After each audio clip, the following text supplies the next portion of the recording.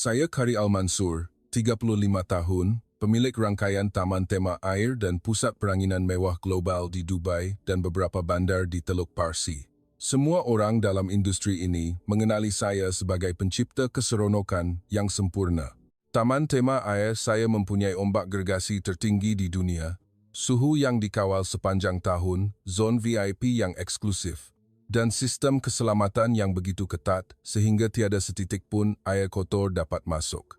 Saya berpegang teguh pada kepercayaan bahawa kebahagiaan sejati mesti direka bentuk, mesti mahal dan mesti boleh dikawal dalam setiap dimensinya. Bulan April tahun ini, saya terbang ke Malaysia untuk rundingan perniagaan dengan sebuah konglomerat besar di Kuala Lumpur. Kami akan bekerjasama untuk membina sebuah taman tema air baharu bernilai ratusan juta dolar. Saya tiba bersama pasukan seramai 10 orang, limosin kalis peluru, dan jadual yang padat sehingga ke minit terakhir. Sebaik sahaja pesawat mendarat di lapangan terbang antarabangsa Kuala Lumpur pada waktu subuh, udara yang panas dan lembap membuatkan sut saya basah lencun dalam beberapa minit. Saya mengerutkan dahi. Kenapa penghawa dingin tidak dipasang lebih kuat? Dalam perjalanan ke bandar, Encik Tan, rakan kongsi saya dari Malaysia, tersenyum lebar dan berkata, "Encik Hari, tahun ini pesta air jatuh pada hari mesyuarat kita. Saya ingin menjemput Encik untuk bermain air sekejap, supaya dapat mengenali budaya Malaysia yang sebenar." Saya ketawa sinis. "Bermain air seperti budak tadi ke? Saya ada taman tema air bernilai berbilion dolar. Kenapa saya perlu berbasah-basahan di jalan yang berdebu dan sesak?" "Terima kasih, tapi saya sibuk," jawab saya ringkas sambil memandang telefon, menyemak mesej dari Dubai. Tetapi Encik Tan tidak berputus asa. Dia tersenyum dengan senyuman tipikal rakyat Malaysia, senyuman yang membuatkan kita rasa seperti menolak sesuatu yang sangat berharga. "Setengah hari sahaja, Encik. Selepas itu kita boleh sambung mesyuarat. Saya jamin Encik tidak akan menyesal." Saya mengeluh. Jika saya menolak dengan kasar, ia mungkin menjejaskan suasana rundingan.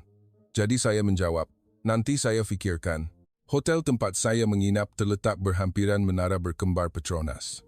Bilik suite di tingkat paling atas mempunyai pemandangan yang indah, tetapi bunyi kesesakan lalu lintas masih kedengaran hingga ke tingkat 40. Saya berdiri di balkoni, memandang ke bawah. Jalan-jalan di bawah mula dipenuhi orang yang memakai baju bunga berwarna-warni, memegang pistol air plastik. Kanak-kanak berlari berkejaran sambil ketawa riang. Orang dewasa berdiri di atas lori pickup, memuatkan tong-tong air besar. Setiap kenderaan memasang muzik dengan kuat. Saya menggelengkan kepala. Inikah pesta kebangsaan? Kelihatan tidak teratur, tiada penghadang, tiada seorang pun pegawai keselamatan kelihatan. Jika di Dubai, saya tidak akan membenarkan keadaan huru-hara seperti ini berlaku. Petang itu, selepas makan tengah hari di bilik mesyuarat berdinding kaca, Encik Tan datang membawa sehelai baju bunga berwarna biru terang. Dia menghulurkannya kepada saya. "Pakai ini, Encik, nanti sut Encik basah." Saya memandang baju kapas nipis bercorak flora itu, rasa seperti dipaksa memakai pakaian kanak-kanak. Tetapi demi kelancaran rundingan, saya menukarnya di dalam tandas peribadi. Van VIP Hotel membawa kami ke kawasan Bukit Bintang. Belum tiba di lokasi utama, tetapi Encik Tan berkata kita mulakan dengan perlahan-lahan dahulu. Pintu van terbuka, serta-merta bau air hujan bercampur bau colok dan makanan goreng menusuk hidung. Matahari terik, tetapi semua orang basah kuyup. Seorang budak kecil berlari dan menembak air ke kaki saya. Air yang sejuk itu mengejutkan saya. Saya segera berundur. "Apa ini?" saya merungut. Encik Tan ketawa. "Selamat menyambut pesta air, Encik. Pesta ini mesti basah baru seronok." Saya mengangkat tangan melindungi muka, separuh hati mahu terus pulang ke hotel, tetapi pemandangan di hadapan saya membuatkan saya terpegun. Beribu-ribu orang berasa asak di kaki lima, semua peringkat umur, semua lapisan masyarakat. Ada yang memakai sut baru pulang dari kerja, ada pelancong, ada juga nenek tua berambut putih yang tersenyum lebar menampakkan gigi emasnya. Tiada siapa yang marah, tiada siapa yang menolak dengan kasar. Hanya gelak tawa dan ucapan selamat pesta air yang tidak putus-putus kedengaran. Sekumpulan remaja sedang menyimbah air dari atas lori pickup. memasang lagu Rasa Sayang versi remix dengan kuat. Tetapi bukannya berasa jengkel, saya melihat orang di sekeliling menadah tangan sambil tersenyum balas. Seorang lelaki tua berkulit gelap memegang sebuah gayung kecil, berjalan perlahan ke arah saya.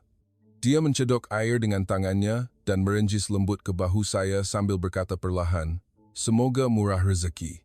Air sejuk itu meresap melalui baju nipis saya. Saya berdiri kaku, tidak tahu bagaimana mahu membalas. Encik Tan menepuk bahu saya perlahan. "Bagaimana, Encik?" Saya masih tidak menjawab. Kerana di dalam kepala saya timbul soalan-soalan senyap. Kenapa dengan orang seramai ini, tiada siapa yang bergaduh? Saya tidak sedar berapa lama saya berdiri memandang pemandangan itu, sehinggalah seorang budak datang dan menembak air tepat ke muka saya. Air masuk ke mata, ke mulut. Saya mengelip-ngelipkan mata, dan tanpa sedar terdengar suara ketawa saya sendiri.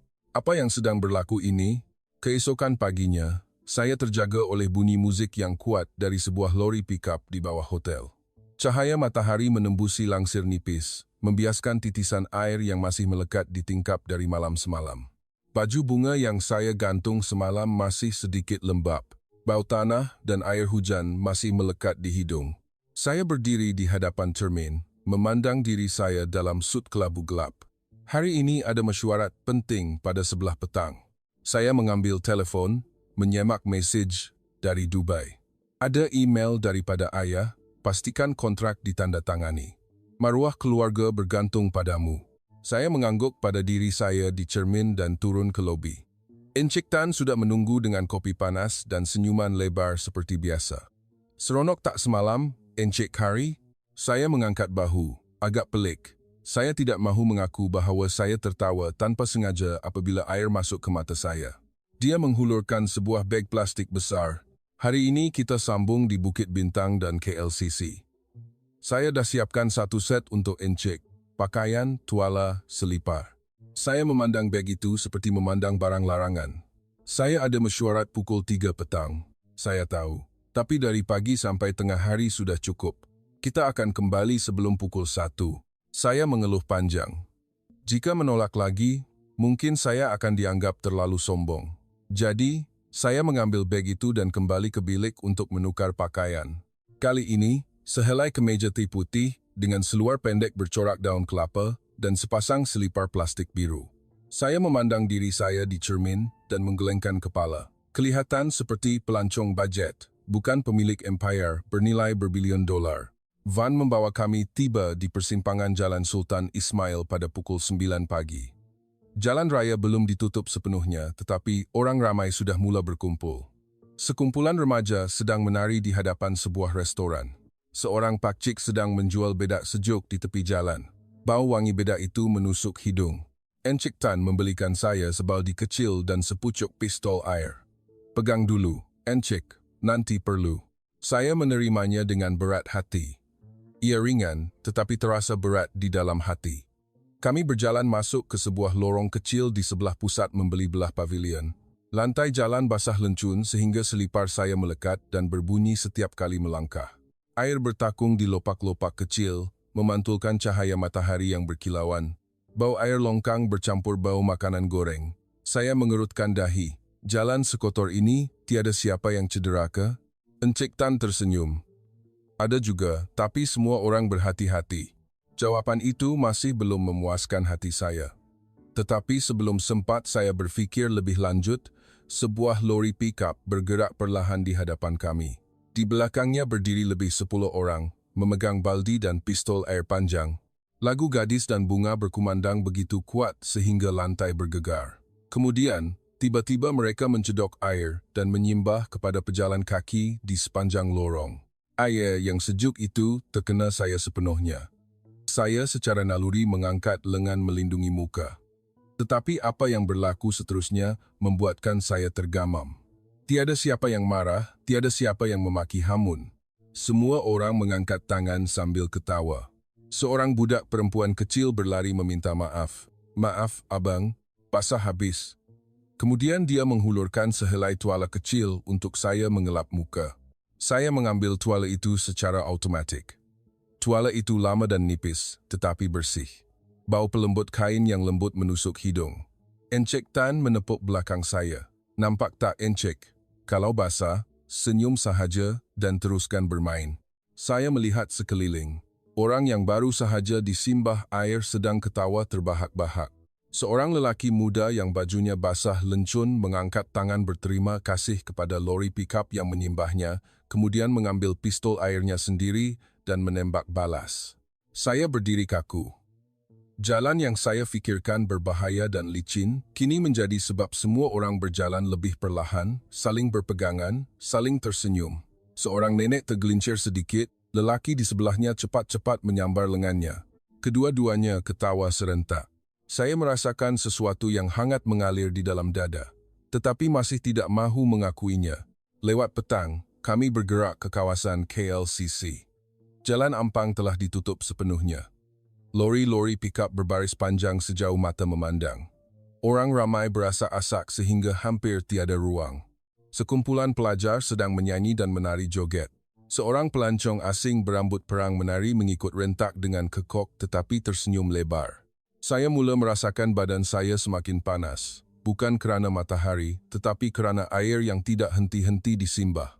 Kemejati saya basah dan melekat di badan. Rambut saya basah menitis ke leher. Buat pertama kalinya, saya mengangkat pistol air saya, mensasarkan sekumpulan kanak-kanak yang berlari ke arah saya. Saya menekan picu perlahan-lahan. Kanak-kanak itu menjerit kegembiraan dan berlari pergi sambil ketawa riang. Saya berasa pelik. Jantung saya berdegup sedikit lebih kencang. Encik Tan berpaling memandang saya. Bagaimana, Encik? Saya tersenyum tanpa sedar. Tidak teruk juga. Tetapi di dalam hati, masih ada suara kecil yang berkata, ini baru permulaan. Sebentar lagi, perlu kembali ke mesyuarat. Semuanya masih terkawal. Saya tidak tahu bahawa dalam beberapa jam lagi, semuanya akan runtuh dengan cara yang tidak pernah saya bayangkan. Saya tidak percaya dengan apa yang saya lihat. Petang itu, kami bergerak ke Jalan P. Ramlee, jalan perniagaan yang biasanya dipenuhi oleh orang-orang bersut yang tergesa-gesa, kini telah bertukar menjadi lautan air gergasi. Van terpaksa diletakkan hampir 1 kilometer jauhnya kerana semua jalan ditutup. Encik Tan tersenyum lebar. Kita jalan kaki sahajalah, Encik. Lagi seronok daripada naik kereta. Saya memandang lautan manusia yang berasak-asak sejauh mata memandang, jantung saya berdegup kencang tanpa sedar, tetapi saya masih memberitahu diri sendiri bahawa saya hanya melihat sekejap sahaja sebelum kembali ke mesyuarat. Kami masuk ke dalam kumpulan orang ramai. Bunyi muzik yang sangat kuat dari berpuluh-puluh lori pikap bercampur baur sehingga tidak dapat dibezakan lagu mana satu. Bau bedak sejuk bercampur dengan bau air yang sejuk dan bau peluh menusuk hidung. Cahaya matahari petang memancar pada titisan air yang berterbangan di udara, menghasilkan pelangi-pelangi kecil di seluruh jalan. Saya mengangkat lengan untuk melindungi muka kerana air disimbah dari semua arah. Pistol air panjang dari lori pikap, paip getah dari remaja, baldi air dari pejalan kaki. Tiada siapa yang mensasarkan sasaran tertentu. Semua orang basah dan semua orang tersenyum. Sekumpulan pekerja pejabat yang memakai baju bunga sedang menari di tengah-tengah jalan. Lagu Selamat Hari Raya berkumandang dengan kuat. Mereka mengangkat tangan setiap kali sebelum menyimbah air. Kemudian ketawa terbahak-bahak apabila pihak lawan basah kuyup. Saya berpaling untuk melihat Encik Tan. Dia sedang menembak air ke arah sekumpulan pelajar yang berlari ke arahnya, kemudian mengangkat tangan berterima kasih apabila ditembak balas. Saya mula merasakan badan saya menjadi lebih ringan, seolah-olah sesuatu yang tegang di dalam dada saya telah dilonggarkan perlahan-lahan. Seorang gadis remaja yang memegang mangkuk kecil berjalan melintasi saya. Dia mencedok bedak sejuk yang dicampur dengan air, kemudian mengangkat tangannya untuk meminta izin dengan lembut. Boleh saya sapu bedak? Saya terkejut. Tidak pernah ada sesiapa yang meminta izin untuk menyapu bedak di muka saya sebelum ini. Tetapi sebelum saya sempat menolak, dia telah menyapu bedak yang sejuk dan lembut itu ke pipi saya dengan perlahan, kemudian tersenyum lebar. Abang kacak sangat. Semoga berjaya. Saya mengangkat tangan untuk menyentuh pipi saya. Bedak yang wangi itu melekat di jari saya. Hati saya terasa hangat dengan pelik. Saya mengambil pistol air saya, mensasarkan rakan-rakannya, dan menekan picu dengan kuat. Mereka menjerit kegembiraan dan berlari berkejaran sambil ketawa terbahak-bahak. Saya turut ketawa tanpa sedar. Suara ketawa saya sendiri bergema di tengah-tengah bunyi musik dan jeritan beribu-ribu orang. Encik Tan menepuk bahu saya. "Nampak tak, Encik? Inilah pesta air yang sebenar." Saya mengangguk, tetapi di dalam hati masih ada suara kecil yang mengatakan bahawa walaupun seronok, ia terlalu bising, terlalu huru-hara dan tidak teratur. Dan saya betul, kerana beberapa minit kemudian, semuanya berubah. Orang ramai semakin padat. Mereka berasa asak sehingga hampir tidak dapat berdiri. Sebuah lori pikap besar bergerak perlahan ke dalam kumpulan orang ramai. Orang-orang di atas lori mencedok air dari tong besar dan menyimbahnya dengan kuat. Saya ditolak dari belakang. Kaki saya tergelincir di atas jalan yang basah, badan saya terhuyung-hayang ke hadapan. Saya cuba untuk menstabilkan diri, tetapi orang-orang di sekeliling saya menolak lagi. Pistol air di tangan saya terlepas, dan saya terjatuh ke atas jalan yang dipenuhi air dan bedak. Bunyi musik masih kuat, tetapi di telinga saya hanya dapat mendengar degupan jantung saya sendiri. Saya meraba-raba telefon di dalam poket seluar saya. Tangan saya menggeletar. Telefon itu terlepas dari tangan saya semasa saya terjatuh, bergolek di atas lantai yang basah, kemudian hilang ke dalam longkang di tepi jalan. Saya terduduk, memandang longkang itu tanpa berkelip. Di dalam telefon itu ada segalanya. Jadual kerja, hubungan dengan Dubai, mesej-mesej penting, dan yang paling penting, mesej pengesahan penerbangan jet pribadi malam ini untuk menandatangani kontrak bernilai $800 juta di Dubai esok pagi. Semuanya hilang dalam sekelip mata. Encik Tan berlari ke arah saya. "Encik Hari, Encik tak apa-apa?" Saya mengangkat muka memandangnya. Air hujan bercampur air mata mengalir di pipi saya tanpa saya sedari. Telefon saya jatuh dalam longkang. Dia duduk mencangkung di sebelah saya, memandang longkang itu juga, kemudian berkata dengan perlahan, "Nanti kita cari jalan. Jangan risau." Tetapi saya tahu ia sudah terlambat. Jet pribadi tidak akan menunggu. Kontrak tidak akan menunggu. Maruah keluarga tidak akan menunggu. Saya duduk menggeletar di tengah-tengah pesta yang sedang dinikmati oleh semua orang. Gelak tawa di sekeliling saya bergema, tetapi di dalam hati saya sunyi sepi. Bagaimana mungkin keseronokan seketika ini boleh meruntuhkan segala-galanya yang telah saya bina? Saya duduk menggeletar di tengah-tengah jalan P. Ramlee yang masih sibuk. Air dari lori pikap terdekat menyimbah lagi, terkena belakang saya yang sejuk, tetapi saya tidak merasakan apa-apa lagi. Musik bergema di sekeliling saya, tetapi di telinga saya sunyi sepi. Encik Tan duduk mencangkung di sebelah saya, dia memandang longkang itu dan kemudian memandang muka saya. "Biar saya cuba cari jalan, Encik. Jangan risau dulu." Saya menggelengkan kepala perlahan-lahan. "Sudah terlambat, Encik. Penerbangan jet pribadi saya berlepas pada pukul 5 petang. Semua mesej pengesahan ada di dalam telefon itu." Dia terdiam seketika, kemudian tersenyum sedikit. "Kalau begitu, mari kita cuba cari jalan dahulu." Dia memanggil sekumpulan remaja yang berdiri berdekatan. 4-5 orang budak lelaki yang sedang menari itu berhenti serta-merta dan datang. Encik Tan menunjuk ke arah longkang. "Telefon jatuh. Boleh tolong tengokkan tak?" Seorang budak lelaki menanggalkan baju bunganya, memerah airnya, dan meniarap di atas lantai yang basah, memasukkan tangannya ke dalam longkang yang penuh dengan daun dan sampah. Cahaya matahari petang menerangi lengannya, menghasilkan bayang-bayang yang gelap. Orang-orang di sekeliling mula perasan. Seorang pakcik penjual air berdiri memerhati. Seorang pekerja pejabat yang baru sahaja basah kuyup datang membantu. Seorang budak perempuan yang memegang pistol air meletakkannya dan menyuluhkan lampu suluh dari telefonnya. Dalam masa 5 minit, lebih 10 orang berdiri mengelilingi kami. Tiada siapa yang merungut, tiada siapa yang tergesa-gesa untuk terus bermain. Semua orang membantu. Budak lelaki yang sama menggelengkan kepalanya. "Dalam sangat, bang, tangan tak sampai." Pakcik penjual air mengambil penyapu panjang yang diletakkan di sebelah kedainya dan memberikannya kepada budak lelaki lain. "Cuba kait, nak." Mereka mencuba beberapa kali. Air kotor terpercik ke baju dan muka mereka, tetapi semua orang masih tersenyum. Ada yang ketawa, apabila penyapu itu hanya mengait sampah. Saya memandang pemandangan itu tanpa berkelip. Di dalam kepala saya hanya terngiang-ngiang perkataan mengapa. Mengapa orang yang tidak dikenali sanggup meniarap di atas lantai yang kotor untuk membantu orang yang tidak dikenali? Akhirnya, mereka berputus asa. Budak lelaki pertama bangun dan mengangkat tangan kepada saya. "Minta maaf, Bang. Tak jumpa." Saya mengangguk, suara saya serak. "Tak apa, terima kasih banyak." Orang ramai mula bersurai, tetapi Encik Tan masih duduk di sebelah saya. Dia berkata perlahan-lahan, "Kita cari telefon baru dulu, nak. Lepas tu baru hubungi Dubai." Saya menggelengkan kepala. "Tak sempat. Kontrak kena tanda tangan esok pagi. Ayah saya tunggu." Dia terdiam seketika, kemudian bangun dan menghulurkan tangannya. "Kita ke balai polis dulu. Mungkin mereka boleh bantu." Kami bangun, kaki saya sedikit lemah. Lantai jalan masih basah.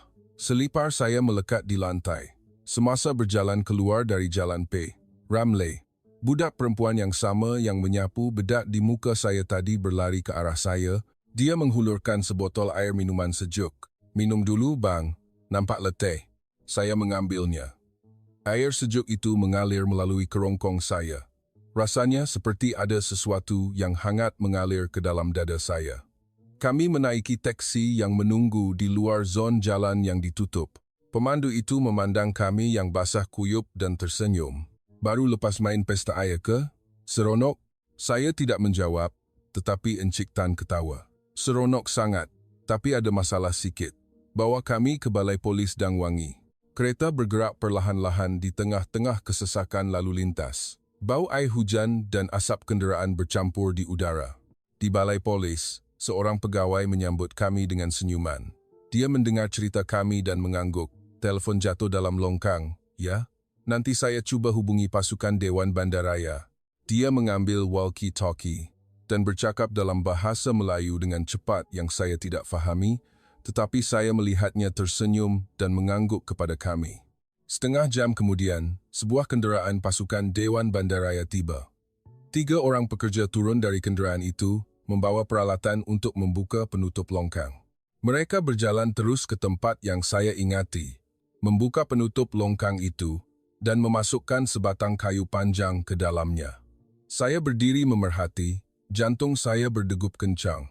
Bau lumpur yang kuat naik ke udara. Seorang pekerja menjerit, "Jumpa." Dia menarik telefon itu keluar. Ia basah kuyup dan penuh dengan lumpur, tetapi masih di dalam sarung kalis air yang saya gunakan. Saya segera mengambilnya dan menekan butang kuasa. Skrinnya hitam legam. Pegawai polis itu tersenyum. "Cuba rendam dalam beras. Mungkin boleh diselamatkan." Saya secara otomatik mengangkat tangan mengucapkan terima kasih kepadanya. "Terima kasih banyak." Encik Tan menepuk belakang saya. "Nampak tak, Encik, masih ada harapan." Tetapi di dalam hati saya tahu bahawa ia bukan sekadar telefon. Ia adalah kawalan yang pernah saya miliki yang kini sedang hilang bersama dengan air pesta. Kami menaiki kereta kembali ke hotel.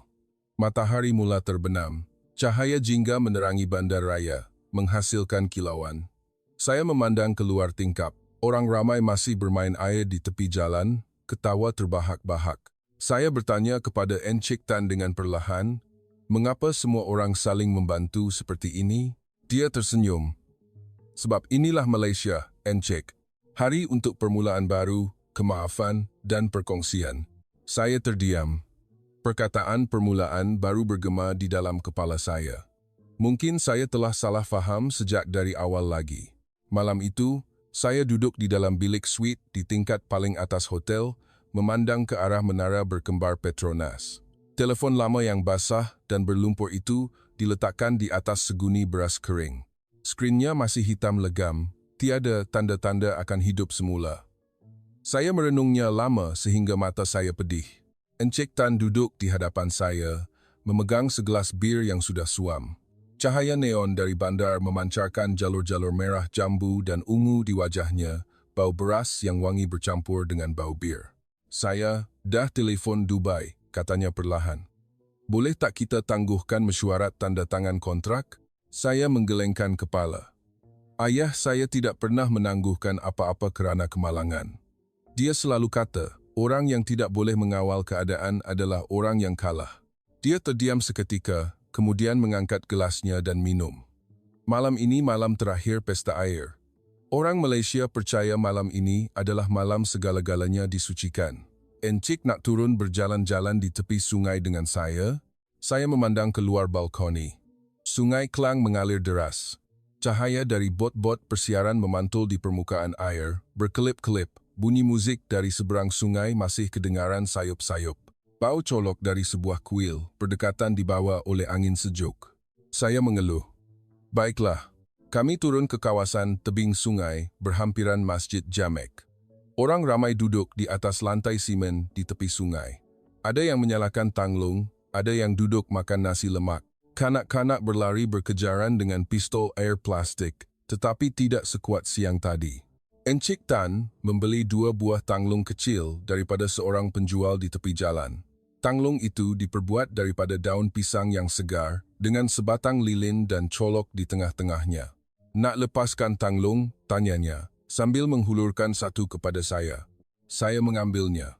Saya tidak pernah melepaskan tanglung sebelum ini. Rasanya seperti seorang budak yang dipaksa melakukan upacara yang pelik. Kami turun dan duduk di tepi tangga di tebing sungai. Air sungai Klang mengalir deras sehingga tanglung itu bergegar sedikit. Bau lumpur sungai bercampur dengan bau lilin yang wangi menusuk hidung. Encik Tan menyalakan lilin dan colok di tanglungnya dan berkata perlahan, orang Malaysia percaya melepaskan tanglung adalah untuk memohon maaf kepada Dewi Sungai dan melepaskan segala keburukan bersama air. Saya memandang tanglung di tangan saya. Lilin kecil itu memancarkan cahaya yang terang, memantul di dalam air menjadi jalur cahaya yang panjang. Saya menyalakan lilin dan colok mengikutnya. Tangan saya sedikit menggeletar. Nak doa apa? Tanya saya. Dia tersenyum. Apa sahaja yang encik mahu lepaskan. Saya terdiam. Di dalam kepala saya terbayang taman tema air di Dubai, ombak gergasi yang saya arahkan mesin untuk hasilkan. Suhu yang saya kawal dengan sistem komputer. Zon VIP yang tiada siapa boleh masuk kecuali orang yang saya luluskan. Saya pernah fikir itulah keseronokan yang sempurna. Tetapi sekarang, imej pesta air di jalan-jalan Kuala Lumpur muncul. Beribu-ribu orang yang basah kuyup, ketawa tanpa sebarang penghadang. Budak yang menghulurkan tuala. Pekerja Dewan Bandaraya yang menyelam mencari telefon di dalam longkang yang kotor. Saya memejamkan mata dan perlahan-lahan meletakkan tanglung itu ke dalam air. Tanglung itu hanyut perlahan-lahan, lilinnya masih menyala di antara beratus-ratus tanglung lain yang hanyut bersama. Cahayanya yang memantul di permukaan air kelihatan seperti bintang-bintang jatuh. Encik Tan berkata perlahan di sebelah saya, esok saya akan bawa encik beli telefon baru. Lepas tu saya akan telefon ayah encik sendiri. Saya akan beritahu dia encik ada urusan penting di Kuala Lumpur. Saya berpaling memandangnya. Urusan penting apa? Dia tersenyum lebar.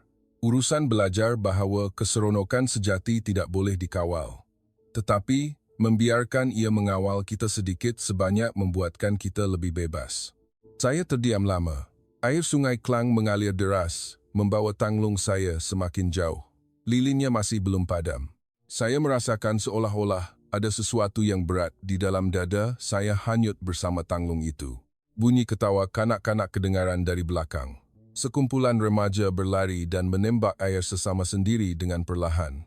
Air terpercik sedikit ke kaki kami, sejuk tetapi tidak mengejutkan seperti hari pertama. Saya secara otomatik mengangkat tangan melindungi muka, kemudian ketawa kecil. Encik Tan berpaling memandang saya. Bagaimana, encik? Saya memandang tanglung yang hilang di dalam kegelapan dan berkata perlahan, saya rasa saya dah mula faham kenapa taman tema air berbilion dolar saya kalah dengan pesta air di sebatang jalan. Dia menepuk belakang saya perlahan-lahan. Dan kami duduk memandang sungai dalam diam sehingga lilin di tanglung terakhir padam. Saya tidak percaya dengan apa yang saya lihat. Pagi esoknya, cahaya matahari pagi yang lembut menembusi langsir bilik suite. Saya terjaga oleh bunyi burung merpati di balkoni. Telefon lama masih terlungkup di atas beg beras, skrinnya masih hitam legam seperti biasa. Saya bangun dan berdiri di hadapan cermin. Muka saya masih ada sisa bedak sejuk yang pudar dari semalam. Rambut saya kusut masai. Bau sungai Klang masih melekat sedikit pada baju saya. Encik Tan mengetuk pintu bilik pada pukul 8 pagi. Dia menghulurkan sebuah beg kertas besar. Jom, hari ini saya bawa Encik beli telefon baru. Lepas tu kita pergi sarapan di kampung baru. Saya mengambil beg itu. Di dalamnya ada sehelai baju bunga baru yang bersih, seluar pendek dan sepasang selipar baru. Bau serbuk pencuci yang wangi menusuk hidung.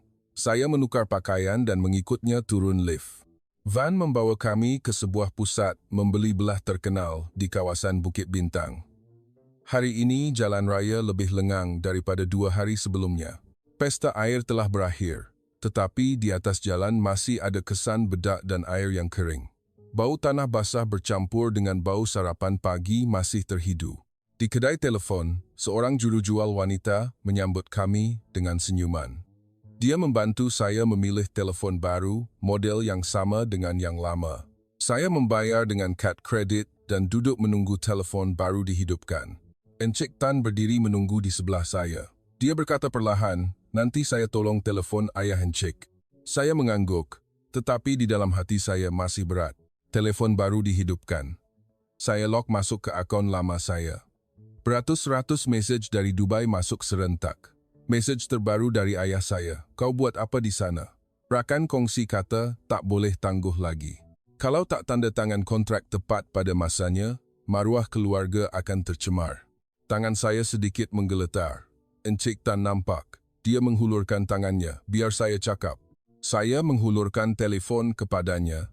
Dia menekan nombor dan bercakap dalam bahasa Arab dengan perlahan, suaranya lembut tetapi tegas.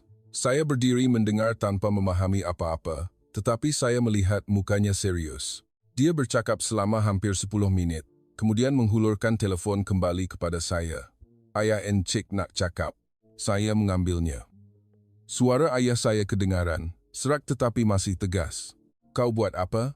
Urusan apa yang lebih penting daripada kontrak $800 juta?" Saya menelan air liur dan berkata perlahan, "Ayah, saya belajar sesuatu di sini. Keseronokan sejati bukanlah sesuatu yang boleh kita kawal sepenuhnya. Ia adalah tentang membenarkan orang lain masuk ke dalam hidup kita, sanggup basah, sanggup ketawa dengan orang yang tidak dikenali. Taman tema air kita, ia terlalu dingin, ayah." Hening seketika di hujung talian. Kemudian ayah saya mengeluh, "Kau cakap benda yang bukan-bukan. Tapi kalau kau rasa ia penting, aku akan cuba bercakap dengan rakan kongsi sekali lagi, tapi kau mesti balik dengan jawapan yang jelas." Saya meletakkan telefon, hati saya sedikit ringan. Encik Tan tersenyum, "Jom sarapan. Hari ini saya bawa Encik makan nasi lemak di Kampung Baru, kedai lama, sedap sangat." Kami menaiki kereta ke Kampung Baru. Sebuah kedai makan kecil di tepi jalan. Meja plastik merah, kipas siling berputar perlahan. Bau santan dan daun pandan wangi semerbak. Pemilik kedai, seorang makcik berusia 60 tahunan, tersenyum lebar. Dia menghidangkan kami 2 pinggan nasi lemak besar. Sambalnya pedas manis, sedap. Telur rebus, timun, dan ikan bilis rangup. Saya menyuap suapan pertama. Rasa hangatnya meresap ke dalam dada, seolah-olah keletihan 3 hari ini hilang begitu sahaja. Encik Tan berkata sambil mengunyah, "Nampak tak, Encik? Kedai tepi jalan macam ni, tak ada penghawa dingin, tak ada tempat duduk VIP, tapi orang penuh setiap hari." Saya mengangguk dan berkata perlahan, "Saya faham sekarang kenapa pesta air ini istimewa. Ia bukan sekadar bermain air. Ia adalah tentang semua orang membuka hati antara satu sama lain. Tiada sempadan, tiada darjat." Dia tersenyum. "Betul. Dan ia membuatkan kita rasa lebih hidup." Kami makan dalam diam. Bunyi kipas berputar. Bunyi kenderaan lalu lalang di jalan raya. Bau hujan yang akan turun sekali lagi menusuk hidung. Saya memandang keluar kedai. 2 orang kanak-kanak sedang bermain di kaki 5, memegang pistol air yang tinggal dari pesta air, menembak sesama sendiri sambil ketawa riang. Saya tersenyum tanpa sedar. Petang itu, kami menaiki kereta kembali ke hotel. Saya duduk memandang pemandangan Kuala Lumpur yang sedang berubah. Bangunan-bangunan tinggi berselang-seli dengan rumah-rumah lama. Sungai Klang yang mengalir tanpa henti. Orang-orang yang berjalan dengan senyuman, Saya tahu apa yang perlu saya lakukan seterusnya. Bagaimana mungkin sebuah pesta air biasa boleh mengubah cara pandang dunia seseorang seperti saya? Petang itu, selepas makan nasi lemak, saya duduk memandang jalan di kampung baru yang sesak. Lori pickup, motosikal. Bas berasak-asak perlahan. Asap egsos bercampur dengan bau makanan dari kedai-kedai di tepi jalan. Bunyi hon kedengaran dari semasa ke semasa, tetapi tiada siapa yang marah sehingga menjerit-jerit. Encik Tan tersenyum. Jalan sesak di Kuala Lumpur ni terkenal di seluruh dunia. Saya mengangguk. Dulu saya fikir ini adalah kegagalan sistem. Tetapi sekarang saya melihat penunggang motosikal mengangkat tangan antara satu sama lain apabila menukar lorong, melihat pejalan kaki tersenyum kepada pemandu yang berhenti untuk mereka melintas. Kesesakan itu tidak lagi penting. Kami menaiki kereta kembali ke hotel dengan perlahan. Saya mengambil telefon baru saya dan menulis mesej panjang kepada ayah saya, menceritakan secara ringkas tentang pesta air, menceritakan bagaimana saya terjatuh di tengah-tengah jalan Pei Ramlee, menceritakan bagaimana orang yang tidak dikenali membantu mencari telefon saya di dalam longkang yang kotor, menceritakan bagaimana saya ketawa tanpa sedar buat pertama kali dalam beberapa tahun. Selepas menghantarnya, saya meletakkan telefon dan memandang keluar tingkap. Hujan mula turun renyai-renyai. Bau tanah basah masuk ke dalam kereta. Air hujan mengenai cermin, membentuk titisan-titisan kecil. Encik Tan berkata perlahan, "Esok Encik balik Dubai, kan?" Saya mengangguk. "Ya, tapi saya ada satu perkara yang saya nak buat sebelum tu." Dia berpaling memandang saya. "Apa dia?" "Saya nak pergi ke Jalan Pei Ramlee sekali lagi. Nak tengok jalan tu masa tak ada pesta air. Nak tengok sama ada perasaan tu masih ada." Dia tersenyum lebar. "Jom, nanti saya bawa." Kami memandu kembali ke Jalan Pei Ramlee pada waktu petang. Jalan perniagaan itu telah kembali normal. Orang-orang bersut berjalan tergesa-gesa ke stesen LRT. Kedai-kedai makan di tepi jalan menyala terang. Bau char kway teow dan sate terhidu. Saya berdiri di tempat saya terjatuh semalam, memandang longkang itu. Lantai jalan sudah kering. Tiada kesan air, tiada bedak. Tetapi di dalam kepala saya masih melihat imej orang ramai mengelilingi saya, masih mendengar bunyi gelak tawa yang riuh, masih merasakan kesejukan air yang disimbah dari semua arah. Encik Tan berdiri di sebelah saya. "Bagaimana?" Saya menarik nafas dalam-dalam. Ia masih ada. Bukan sahaja semasa bermain air, tetapi perasaan yang orang di sini ada untuk satu sama lain. Dia mengangguk dan menunjuk ke sebuah kedai makan kecil di tepi jalan. "Makan malam, nak." "Kedai ini kedai kegemaran saya. Sedap sangat." Kami masuk ke dalam kedai. Meja kayu lama, kipas siling berputar perlahan. Pemilik kedai, seorang pakcik kurus tinggi, tersenyum lebar dan menghidangkan kami semangkuk besar tom yum. Bau serai dan limau purut wangi semerbak. Rasanya pedas dan masam, sedap. Saya makan perlahan-lahan, merasakan kehangatan yang meresap ke dalam dada. Semasa makan, Encik Tan menceritakan tentang pesta air tahun-tahun sebelumnya, menceritakan tentang orang yang datang bermain air dan menjadi kawan, menceritakan tentang nenek yang menyapu bedak di muka cucu-cucunya, menceritakan tentang pekerja binaan yang berhenti kerja sehari untuk bermain air. Saya mendengar dalam diam dan berkata perlahan, "Saya rasa saya akan ubah taman tema air saya." Dia berhenti menyuap. "Ubah macam mana?" "Saya akan tambah zon baru. Zon yang tiada pengawal suhu, tiada pagar VIP. Biar orang masuk dan basah, ketawa tanpa takut kotor. Akan ada pancaragam, ada lori pickup untuk orang naik dan menyimbah air, ada bedak untuk disapu. Saya akan panggil ia zon pesta."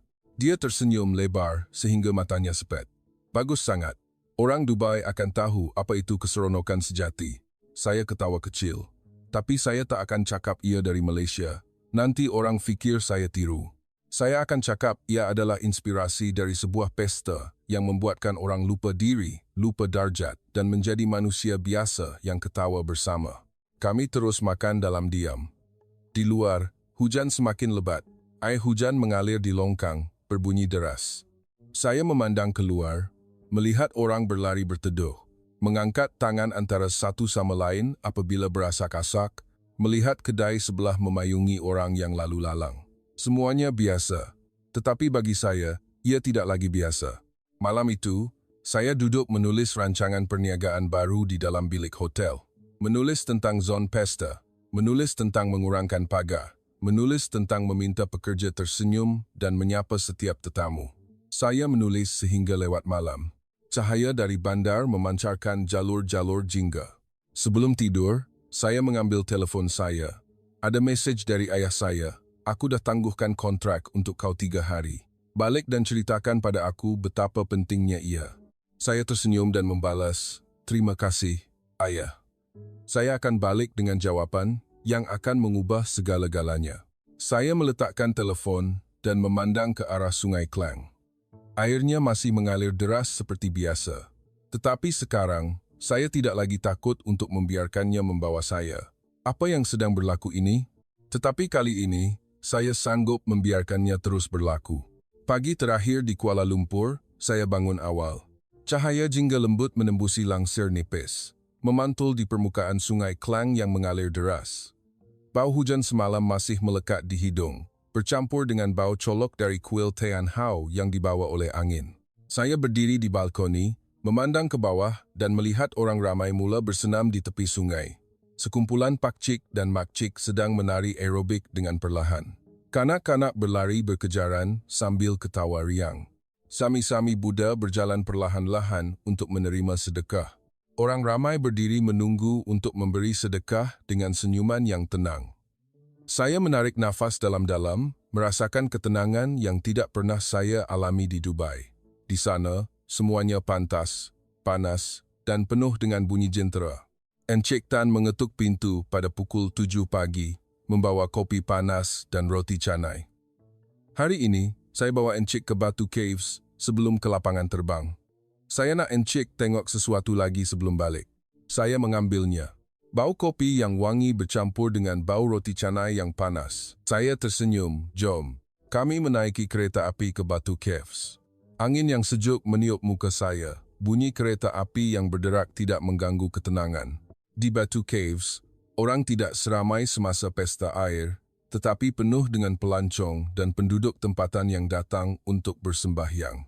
Cahaya matahari memancar pada patung Dewa Murugan emas yang besar, berkilauan, bau colok dan bunga segar terhidu.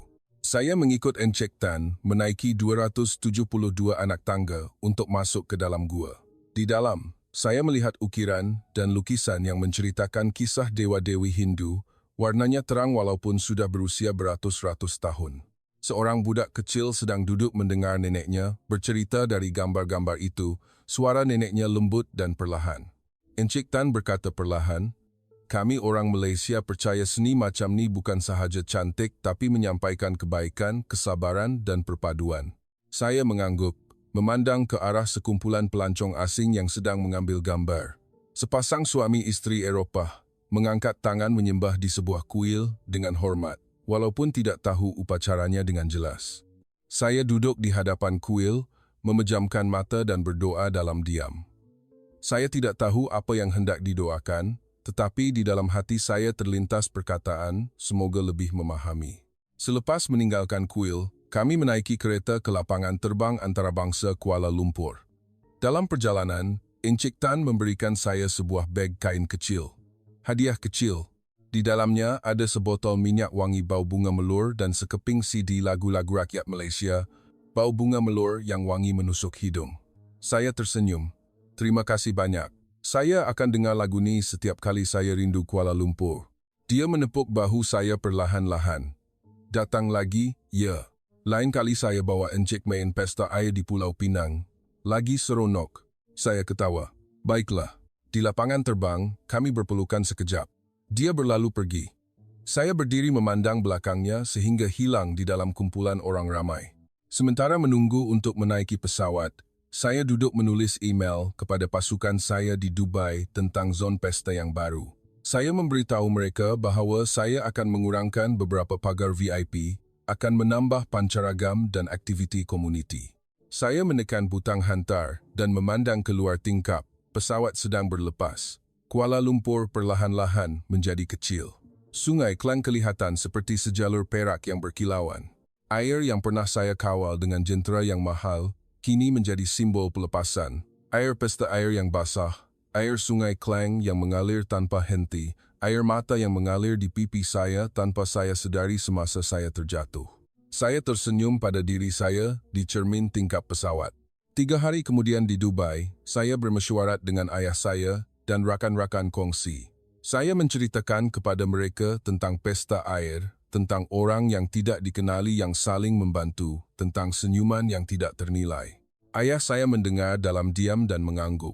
Kalau kau rasa ia akan membuatkan perniagaan kita berkembang dengan cara yang baru, aku sokong. Saya menandatangani kontrak baru, tetapi menambah syarat tentang zon pesta. Rakan-rakan kongsi Eropah tersenyum. Menarik. Mungkin orang di sini perlukan keseronokan yang tidak perlu sempurna. Setahun kemudian, Taman Tema Air baru di Dubai dibuka. Zon pesta tidak mempunyai pengawal suhu, ada lori pickup untuk orang naik dan menyimbah air, ada bedak untuk disapu, ada pancaragam yang memainkan lagu-lagu rakyat versi remix dengan kuat. Pada hari pembukaan, orang ramai sesak.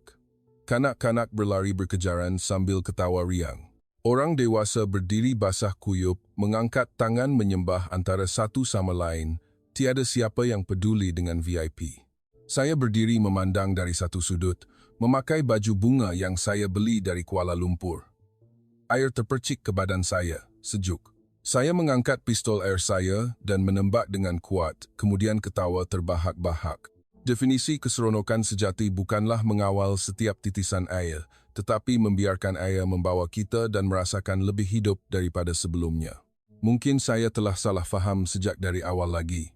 Tetapi sekarang, saya faham, 2 tahun berlalu sejak saya pulang dari Kuala Lumpur. Taman Tema Air di Dubai semakin berkembang. Zon pesta yang saya cipta menjadi zon paling popular. Orang ramai beratur panjang untuk masuk dan basah, berlari berkejaran dengan pistol air plastik berwarna-warni.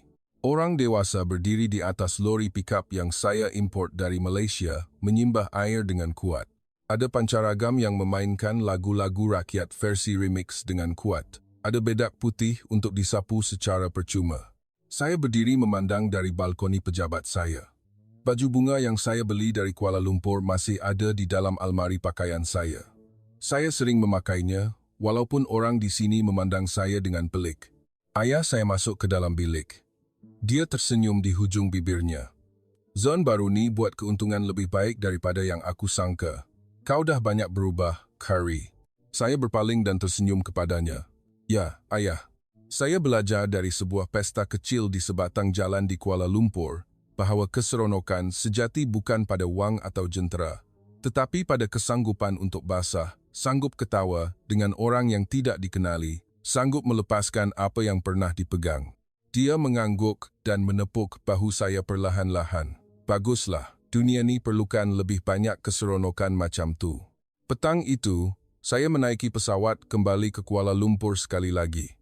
Bukan untuk perniagaan, tetapi untuk pesta air tahun ini. Pesawat mendarat di Kelia pada waktu pagi, udaranya panas dan lembab seperti biasa. Tetapi kali ini, saya tersenyum apabila baju saya basah. Encik Tan sedang menunggu di hadapan lapangan terbang. Dia menghulurkan sehelai baju bunga baru. Sedia? Tahun ni kita ke Jalan P. Ramlee dulu. Saya mengambilnya, menukar pakaian di dalam tandas lapangan terbang dan keluar dengan senyuman yang lebar. Kami menaiki kereta ke bandar. Jalan masih sesak seperti biasa, tetapi saya tidak lagi mengerutkan dahi. Di Jalan P. Ramlee, orang ramai sesak seperti 2 tahun lalu. Air disimbah dari semua arah. Bau bedak bercampur dengan bau hujan, bunyi muzik yang kuat. Cahaya matahari memancar pada titisan air, menghasilkan pelangi. Saya mengangkat pistol air saya dan menembak dengan kuat, kemudian ketawa terbahak-bahak. Seorang budak kecil berlari dan menyapu bedak di muka saya. Dia tersenyum lebar. Selamat Hari Raya, Abang. Semoga murah rezeki. Saya mengangkat tangan membalas. Bedak yang sejuk dan lembut melekat di pipi saya, hati saya terasa hangat. Encik Tan menepuk belakang saya. Macam mana balik ke rumah lama? Saya memandang sekeliling. Beribu-ribu orang sedang ketawa riang. Tiada pagar, tiada VIP. Hanya air dan senyuman. Macam betul-betul balik ke rumah. Malam itu, kami duduk di tepi sungai Klang sekali lagi, melepaskan tanglung dalam diam. Lilin-lilin menyala terang di antara beratus-ratus tanglung. Air mengalir deras, membawa pergi perkara-perkara lama. Saya berkata perlahan, "Terima kasih." Sebab buat saya nampak bahawa kebahagiaan terbesar bukan mengawal segala-galanya dengan sempurna, tetapi membiarkan hidup membawa kita dan mendapati ia lebih indah daripada yang pernah difikirkan. Dia tersenyum. Sama-sama. Dan inilah yang pesta air selalu ajar kita. Mulakan semula setiap tahun dengan air dan senyuman. Saya memandang tanglung yang hilang, lilinnya masih menyala. Air yang pernah menjadi perniagaan berbilion dolar, kini menjadi simbol kebebasan, permulaan baru, kemanusiaan sejati. Saya mengangkat tangan ke arah sungai dalam diam. Berterima kasih atas keajaiban kecil yang mengubah hidup seseorang seperti saya selama-lamanya. Saya tidak percaya dengan apa yang saya lihat. Dari hari pertama air terpercik ke muka saya sehingga hari ini, saya berdiri basah kuyup dengan rela hati. Tetapi sekarang, saya percaya dan akan terus percaya. Selamat Hari Raya, dari hati yang pernah kering, tetapi kini dipenuhi dengan air kebahagiaan. Beberapa tahun berlalu selepas itu, saya masih kembali ke Kuala Lumpur setiap pesta air tidak pernah terlepas. Zon pesta di Dubai semakin berkembang setiap tahun. Orang dari seluruh dunia terbang untuk merasainya. Mereka selalu bertanya saya, dari mana datangnya ide ini? Saya tersenyum dan menjawab, dari sebatang jalan di Kuala Lumpur, yang mengajar seseorang seperti saya yang pernah fikir kebahagiaan mesti mahal dan boleh dikawal, bahawa kebahagiaan sejati adalah percuma dan berlaku apabila kita sanggup melepaskan. Tahun ini, saya tiba di Kuala Lumpur 3 hari sebelum pesta air. Encik Tan membawa saya berjalan-jalan di Petaling Street. Cuaca panas terik. Bau makanan goreng bercampur dengan bau pakaian terpakai. Orang ramai sesak. Tetapi semua orang tersenyum antara satu sama lain. Saya membeli sehelai baju bunga baru, seluar pendek, dan sepasang selipar, kemudian ketawa apabila melihat diri saya di cermin. Kelihatan seperti orang Malaysia biasa, bukan lagi pemilik empayar berbilion dolar. Malam sebelum pesta air, kami duduk makan nasi lemak di tepi sungai. Cahaya dari jambatan Saloma menerangi, membentuk jalur-jalur emas. Bau sambal yang pedas menusuk hidung.